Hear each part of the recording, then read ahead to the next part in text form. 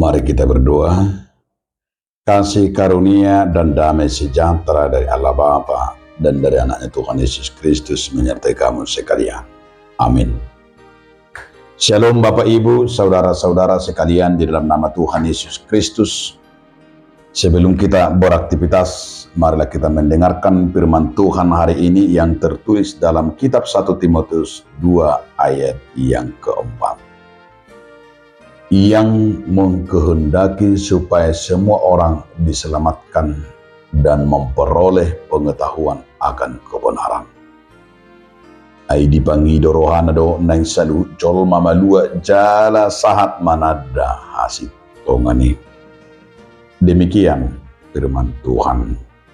Saudaraku, dalam nama Tuhan Yesus Kristus, judul renungan kita hari ini, Allah mengkehendaki.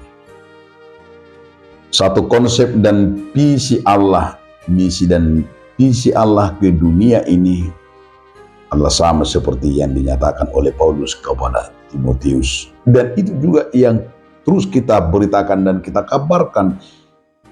Visi dan misi Allah, kerinduannya agar semua orang beroleh keselamatan di waktu kedatangannya. Artinya saudaraku, kerinduan ini bahwa Allah tidak membiarkan satu orang pun binasa. Karena begitu berharga sebenarnya manusia itu. Dunia ini begitu berharga bagi Tuhan. Mari kita lihat mulai dari konsep, mulai dari perjanjian lama sampai perjanjian baru, bahwa Allah selalu menuntun umatnya agar mengkehendaki bangsa yang hidup, bangsa yang takut, bangsa yang taat, bangsa yang betul-betul berbuat kebenaran, dan bangsa yang tidak mau jatuh dalam kejahatan. Tapi itu sering terjadi, kita lihat kegagalan manusia itu terus menerus. Tiap hari, tiap detik, tiap hari manusia itu jatuh ke dalam dosa, jatuh ke dalam kedagingannya. Bahkan sampai perjanjian baru bahwa Allah berinkarnasi, Allah penggenapan itu melalui Yesus Kristus. Bahkan salah satu yang luar biasa yang menjadi pesan yang disampaikan oleh Paulus itu pesan bahwa ia datang untuk menyelamatkan. Dengan kematian Yesus Kristus, kehadirannya, konsepnya adalah kehadiran Yesus Kristus untuk mengampuni, memberikan keselamatan. Dan saudaraku, baru kita merayakan kebangkitan Paskah. Itu adalah salah satu visi dan misi, karena kebangkitan itu adalah mengalahkan, di mana mengalahkan dosa, mengalahkan kejahatan. Di sana kita melihat saudaraku, manusia yang tidak lagi bisa dibenarkan karena kejahatan, karena dosa manusia, maka Yesus disalibkan dan dia mati dan bangkit pada hari ketiga.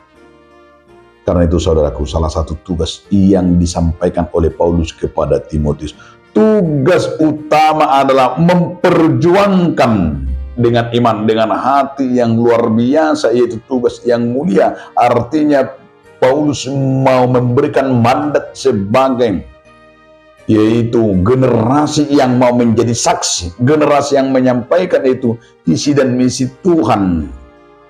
Visi dan misi Allah ini bagi dunia yang kita katakan tadi adalah sehingga para orang-orang baik, para orang-orang yang hidup dalam pengajaran sehingga mau menyampaikan kabar sukacita ini. Paulus menaikkan permohonan dan doa. Paulus mengajarkan ini agar Allah mengkehendaki, yaitu yang dikehendaki semua orang akan diselamatkan dan memperoleh pengetahuan akan kebenaran. Maka sesungguhnya disinilah visi dan misi gereja itu. Karena itu saudara-saudaraku, kita juga diingatkan agar menjalankan tugas panggilan ini, agar kita jangan pernah merasa capek, merasa diri kita tidak memperluas kerajaan Allah.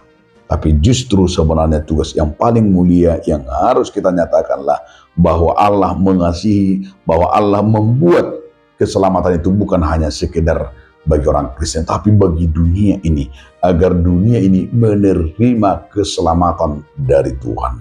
Dan itu juga Allah yang dikehendaki Allah. Karena itu saudara-saudaraku, kita juga sebagai saksi Kristus, kita juga sebagai hamba-hamba Tuhan, kita juga sebagai orang Kristen mengabarkan visi dan misi Allah ini.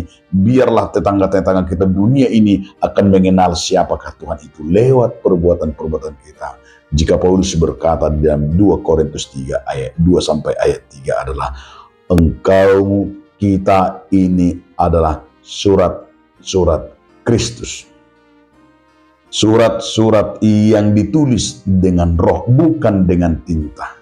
Bukan dengan dunia, tetapi kita dituliskan dengan kuasa tinta oleh Roh Kudus yang betul-betul mengingatkan kita agar dapat melihat kemampuan dan melihat yaitu cara Tuhan dalam hidup kita, sehingga kita sebagai hamba-hamba Tuhan harus memberitakan lewat perkataan dan perbuatan kita agar dunia ini mengaku dan diselamatkan. Amin. Terpujilah Engkau Tuhan lewat firman-Mu yang telah kami nyatakan. Biarlah kiranya firman-Mu menjadi nyata bagi dunia ini sehingga orang-orang diselamatkan. Terpujilah Engkau Tuhan. Amin.